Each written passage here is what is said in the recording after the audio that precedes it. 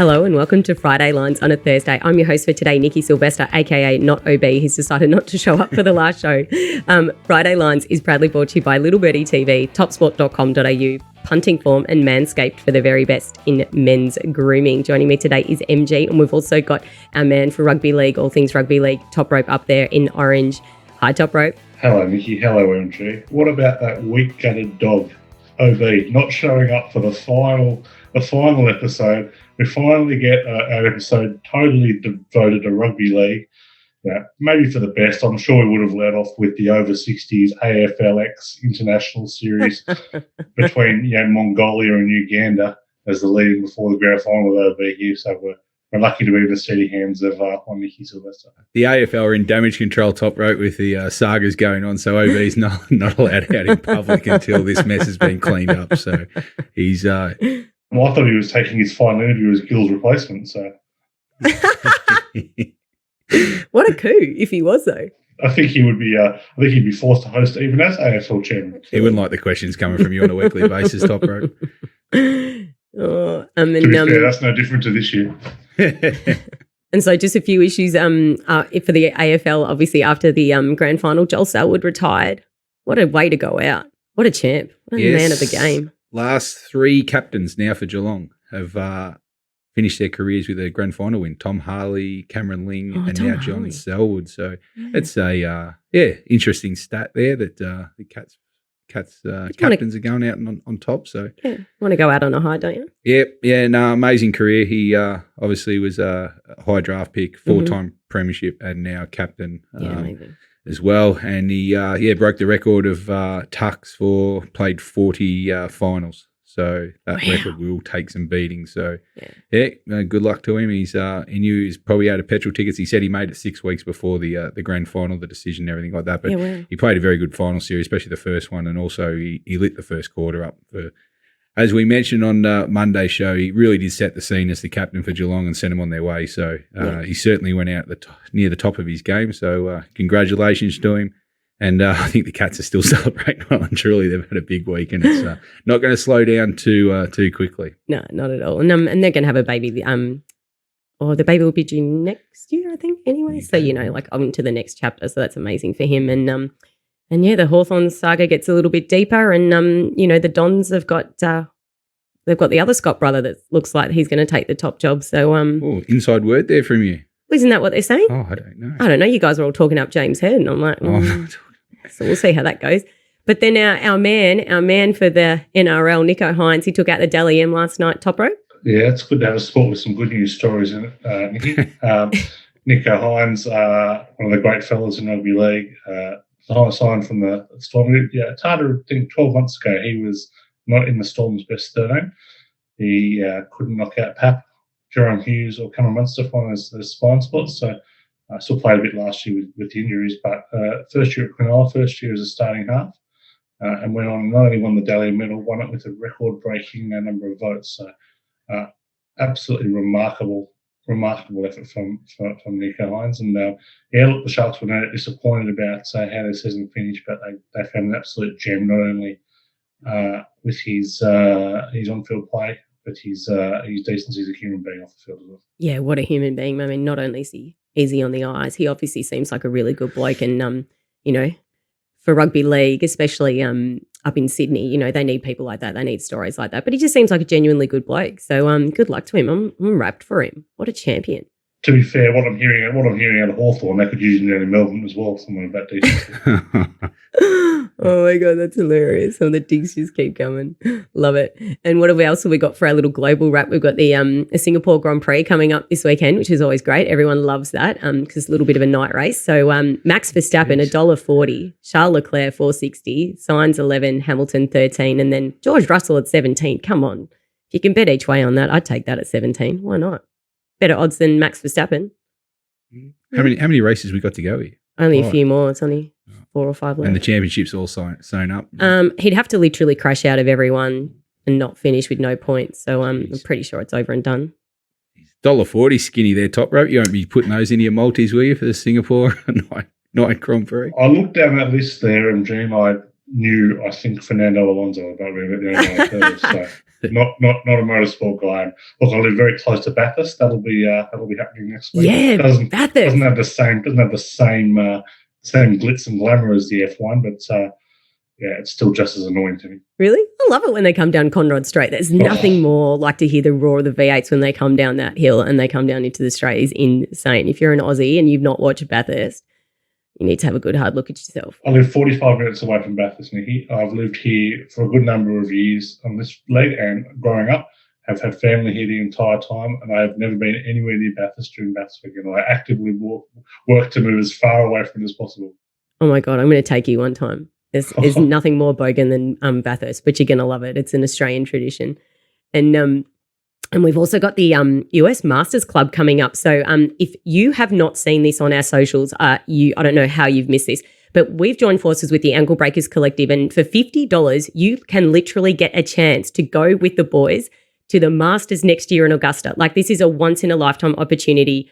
I don't know any man who loves golf who doesn't want to go to the Masters in Augusta, and as you all know, it's really hard to get there. So the boys have got a package going on. It's worth $25,000, and for $50, you literally get a shot to go. Like, you need to sign up to this. It is insane. MJ, can you tell me a little bit more about this, because you're going to be on the tour? Yeah, you get to go with Toprope as well, so it makes it even more inviting. Chance to take some cash off the great man on the Masters trip. So yeah, there'll be plenty of punting involved as well. So not only if you're just a golfer, but if you're partial to the punt, which if you're watching us, you should be. Get along to Ankle Breakers. Just fill in your details. It only takes up to a minute maybe to pay you $50 to join as a membership, and you get a ticket into the draw, which I think will be about 2.5 weeks away. So you do have some time there to get on and come and play some golf with Toprope, myself, and about 20 others. So it should be a great trip. Oh my God, it sounds like an amazing trip. I was having a look at what you're going to do, and I just thought, wow, that's amazing. For $50, honestly, get in. If you've got anyone with birthdays coming up, any man that you need to keep sweet in your life, if you want to make sure that you're going to get a good Christmas present, isn't this a good way to do it? $50, Ankle Breakers Collective. I'm sure all the details are on our socials as well. Get amongst that. And the NFL podcast, Third and Long, the boys will be in here tomorrow to do that with Grant and Toprope. Remember, the betting packages are $22 a week. Massive weekend of NFL coming up. So make sure you get that at Little Birdie TV, $22 a week. And you can either take both packages, or the boys have both got some packages. They both started on fire. Even though I've been off the show this year, I'm in studio when we're producing it. So just quickly, Toprope started 9-4 with a draw, and Jerry started 7-4. So 3 weeks in, they're both ahead of the count comfortably at this stage. So definitely for $22 a week, it's great value, and also get along to the podcast because they go through 8 or 9 TV games as well. So it's well worth the watch if you're interested in your NFL punting. Okay, so now we're going to have a quick look at the Friday game, the 10:15 a.m. game. So that's the Miami Dolphins taking on the Cincinnati Bengals. And the Dolphins undefeated, are they this year, Toprope? Dolphins are unbeaten, they've wow. They will go into this game as just the 4th team in the last decade to have won and covered their first 3 games of the year, and have been listed as an underdog. So that's amazing. Have a look at the difference in the prices there. That is the Miami Dolphins at $2.68 and they're undefeated, and the Cincinnati Bengals at $1.49, and the Lions are flat 4 and the over-under 46.5. Wow. Early money's been for the Bengals too, hasn't it, Toprope? It's gone from 2.5 to 4, something like that. Yeah, and I'm on the Bengals as well here. Okay. Just a little note, 3.5 plus dogs in week 1 to 4 non-divisions off a win, 22-31 on 1 against the spread. So that favours the Bengals there. Miami got in a bit of a letdown spot. They had their division rivals, the all-conquering Buffalo Bills, last week. They played around 39 players. It was a very, very strange win. Good luck to those of us who are on, but very, very strange win. So Bengals have covered 7 straight against a winning team, 6-1 off a win. No knock on Miami here, not a huge deal of confidence here, but leaning towards the Bengals, leaning a little towards the over as well.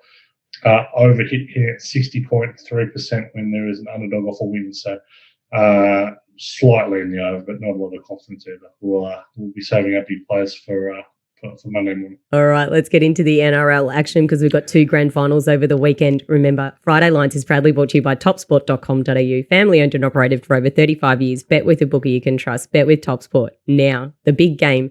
Sunday night, 7:30 p.m. Penrith taking on Parramatta. Penrith $1.35. The Parramatta $3.25. The line's 8.5 and the over under 38. Top rope. Yeah, look, great game. Battle of Western Sydney. This game sold out very, very quickly. Actually impossible to get a ticket even from scalpers at the moment.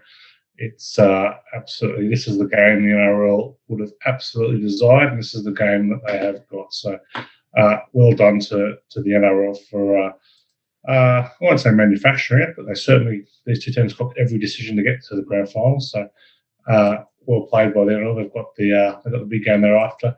These teams have a great rivalry. I won't bore everyone with the history of this rivalry, but the Penrith team was very much born out of the Parramatta team in 1967. Took Penrith a long time to get going. Played their first finals 18 years later in 1985, and got absolutely smoked by the who else but the Parramatta Eels. These guys played a controversial final last year. Parramatta on top. On the verge of scoring, and a Penrith player lays down, trainer called for time off, and match stopped for 5 minutes, and Penrith regrouped and held firm. So not a lot of love lost between these two. When it comes to kind of the matchups, the clear best player on the field is Nathan Cleary. Penrith are a team without many weaknesses. Concern last week against the Bunnies was that they may have been a little rusty. They hadn't really played a full hard game for a month, and hadn't played a full hard game with Nathan Cleary for a couple of months. It took a little while to get going in South. They were down 12-0, but then 5 minutes for half time, scored a try, scored a very, very fortunate try on half time, and blew the rabbits out of the water there. I'm happy to put to bed the idea that ring rust will play a factor here. I think Penrith will be fully on the song for this one. Parramatta, they've marched to this finals. They've got hot at the right time of year. This is something that hasn't really been the case over the last 3 or 4 years. Brad Arthur's obviously done some tweaking. They've got a ferocious pack, interesting selection. Nathan Brown clearly chosen on the bench to let's be honest, to absolutely lay out Nathan Cleary. He's there to smash him at every opportunity. So if he spends some time in the bin, if you could bet on sin bins, I would be quite happy to have a little wager on Nathan Brown being any up there, because his one sole job is to go out and wreak havoc. So, and I think it's a good selection decision as well. So, their weakness though, and there's a couple of glaring weaknesses for Eels in terms of matchups is their outside backs. They've also got Marcus Sebo, he's fantastic. Will Penasini has been a very, very good in his first full season as a centre. But Wonga Blake and Bailey Somerton are the two worst players on the field. They struggle under the high ball. Somerton's going to have to cop it on the wing there, but Blake will certainly be able to add it on the goal line, because clearly loves to kick through his centres. Some big concerns there. So from a matchup point of view, I say it's been relatively close early for Penrith runaway effort late. I'm leaning towards the minus. Penrith have been very reliable as a big favourite, covered 17 of 23. In grand finals, favourites have covered 9 of the last 13. So leaning towards the Panthers there, but the best play in this game, the best player I've seen in the grand finals for a long, long time, under 38.5 points. It ticks every box for me. 13 of the last 16 games between the Eels and the Panthers have gone under the total. None of the last 16 have totaled more than 46. There's just no upside in a lot of points being scored here. The fierce rivalry adds to it. 7 of the last 8 grand finals have totaled 40 or fewer. The games have been so low scoring, similar to Origins, that 3 of the last 4 have tallied 27 or less. So, which is, in this day and age, is a remarkably low scoring game. The unders are big on Penrith on the road, under at night. I think they can shut down the Parramatta attack. Parramatta run away with it 2 starts back when Nathan Cleary got sent off. The game went under when they met in the first week of the finals. I don't see a lot of points in this one. I am loading up on the under 38.5. Okay, thanks, Toprope. Under 38.5 there. MG, you got any questions? I'm sure you want to ask about some of the exotic markets. Yes, Toprope. Have you got a tip there for first try scorer and the Churchill medal? Yeah, so let's start with the Churchill medal. Nathan Cleary is the obvious one. and you're not going to spoil the price. So I think you need to have a little something on him to save. He will create history if he wins the first ever to win back-to-back, but there is a pretty clear profile on players who win a Churchill medal. They are representative players who have played rep footy before. They are usually fullbacks, 5-backs or halfbacks. Hookers are severely under-indexed in this award. Yeah, the great Cameron Smith, who won everything there was to win individual and team honours, despite playing, I think 9 grand finals, never won a Churchill medal, which is incredible. So I'm kind of avoiding. I think Appy Coruscant is a very good player and will go close. So I think this, and no outside backs ever won the award. So no central wingers ever won the award. So just put a line through them from the get-go. So look, I'm leaning towards Nathan Cleary. He is the obvious selection, so we'll be steaming into him. We'll be having a little bit on Isaiah Yeo. He's played Origin, obviously he's firmly in the rep selection calculations, and there is a deep affection for him among the rugby league elite, I'd say. So happy to have him. And for your out wide, I know MG nailed his 40-1 shot in the Norm Smith last week. So my out wide, I'm going to go with Penrith prop James Fisher-Harris. So I can get 30-1 on him. He does a few things that say his numbers are fantastic. Big hit-up merchant, really stands out. But can bust tackles and is not averse to kind of crashing over the line either. So look, going to be a big game for him. He's my rough one. In terms of the try scorers, I don't think there's going to be a lot of tries in it. But there's a few little angles to play here. I think if you can get any bet on a try being scored in the last 8 to 10 minutes, and there are different marks that you definitely want to be on there. I think in 7 of the last 10 grand finals, we've seen a try scored in the last 10 minutes. Often gets scored late, so I'll be backing that. Wingers have scored first try scorer in 5 of the last 10 grand finals. Taylor May's been ruled out. I can't have Charlie Staines. Brian Tor is the favourite. Deservedly so. I'll be looking to him. But centres also have a great record as well. Penrith love going towards their left centre. So Isaac Tungo might be the one for me as the best result.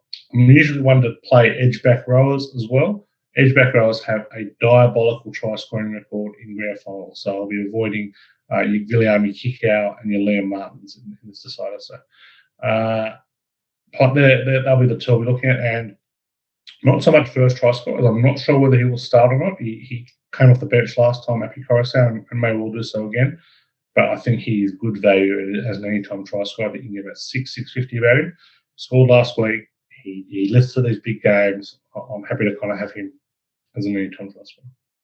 What for the first try scorer, I like my man Toto. I know he's up near the top of the count, so it's no surprise there. But just for a winger, how many? I know you say it's going to be a low-scoring game, but how many tries would someone like Toto have to score to be in contention for the Dally M? Is it like 3? So it's like Churchill. No, he could. There's been wingers who've scored 3 and not got the Churchill. A winger is almost never going to win it. I wouldn't take 150 to one about Toto right now.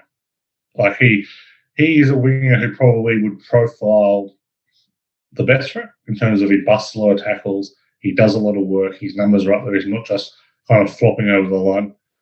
Wingers just aren't important enough. They don't get the award. This award's been going since 1986. I can't think of a winger or centre who's come close to this award. So, I wouldn't be touching any of those 8 players at 150 or shorter. Right. What happens if they do get to Cleary early in this game and they manage to maybe even knock him out Toprope? That opens up the medal, doesn't it?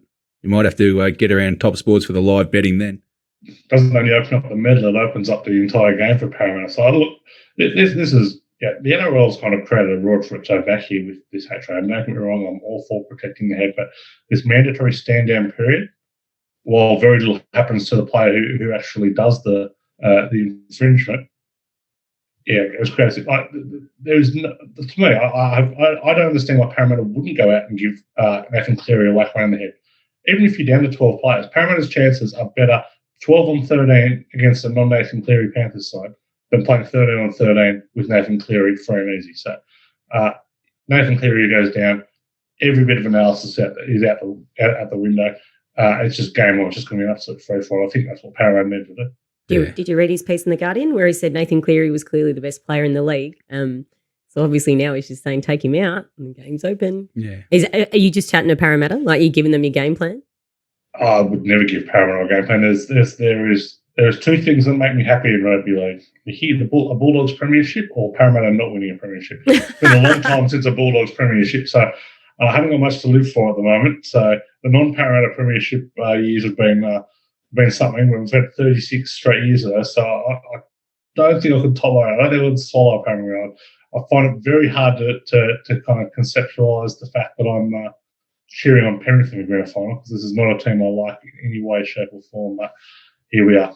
Called for Sydney last week to show some form of something in the grand final. They come out meek and mild. Look what happened to them. So if Parramatta's game plans to get after Cleary, it'll be interesting to see. Hopefully it's like Origin-like feeling and they have more than one crack at him too. If that's the way to get home for the premiership. It's all or nothing, isn't it? 100%. And I mean, they allow a little bit of argy-bargy too, the NRL. Like like you see it in Origin, they're allowed to have a little bit of rough and tumble and, the AFL wouldn't allow it, but the NRL do. And I think that's the thing. Like if you're going to sit out some games next year, who cares? If you win the premiership, if you go back to back, who cares? Have you got a tip for the Churchill, Nikki? Who have you got? For the Churchill, no, I hadn't thought about the Churchill, but first try scorers are where I like to have a bit of fun on the first try scorer. So I thought Edwards was an okay bet. I think he's $8 or something for first try scorer, might be more.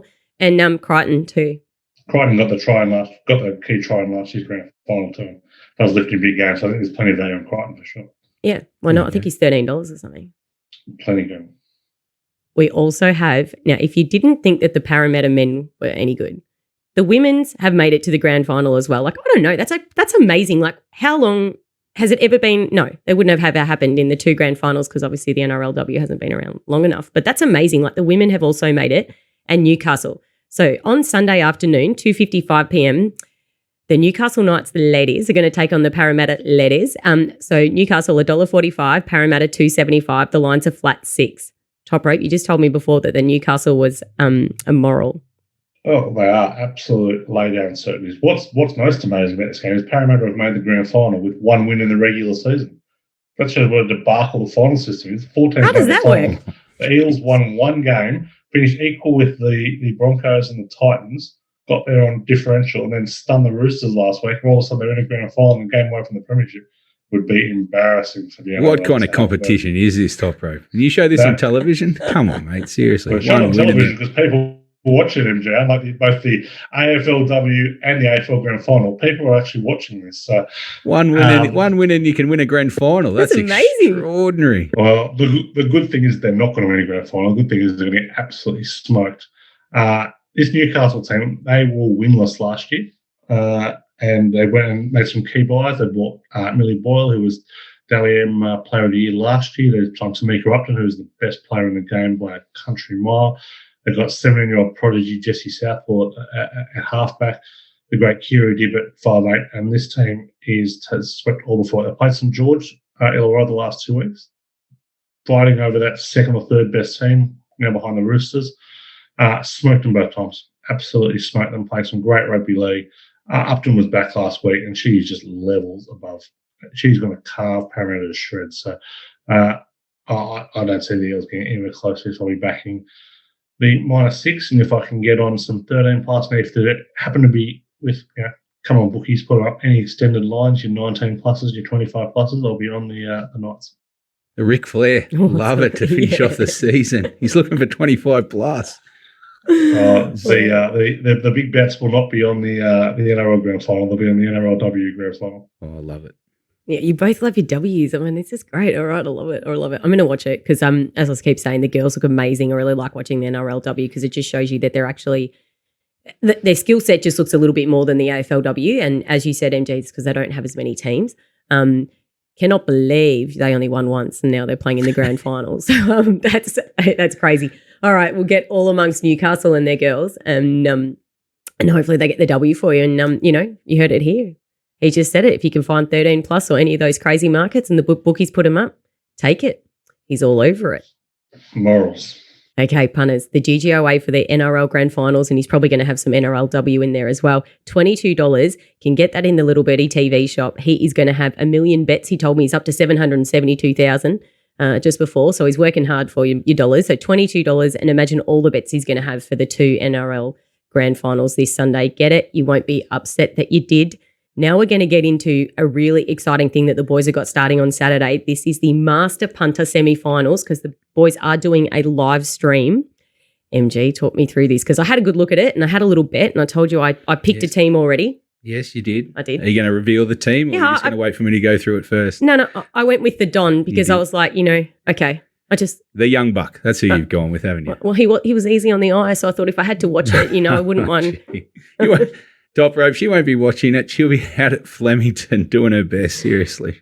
She won't be watching this. But no, the boys have put a lot of work into this, Scooty and the racing boys. So as you can see there on the screen, it's the Masters Punter semi-finals. They're betting against an opponent in this, against Top Sports all day. So you can actually go and invest into shares between $50 and $1,000 through Top Sport, and you can pick a side. So either Racing Rant are taking on Racing Watch, which is John Walter's team, who's on the pod every week. And then we've got MacBet with John McLeod against your young buck, the Don, as he's been called, Anthony Don. So you can pick a side, get the bets. It'll be great viewing, I'm sure, for Turnbull and Epsom Day. So, make sure you log on from midday onwards, and it goes through to about 6 o'clock. And then the 2 winners will play off 2 weeks later, I believe. And the winning prize, the captain of the team, will also join us on the Masters next year. So wow. So they've got a bit to play for. It'll be action-packed. And I think we've got a few live crosses during the stream as well. I think they're going to get some mounting yard report from Nico, and even maybe a surprise guest yourself, I believe, might make an appearance for your fashion thing, which we're going to talk about shortly. So Toprope, of what you know of the boys, who's your pick out of the 4 for going for this? Have you done any form, or who are you going to follow? I do know that Anthony Don did some tremendous work for me in first try scoring plays for the Gold Coast Titans for many years, so I'm going to go his Don is best.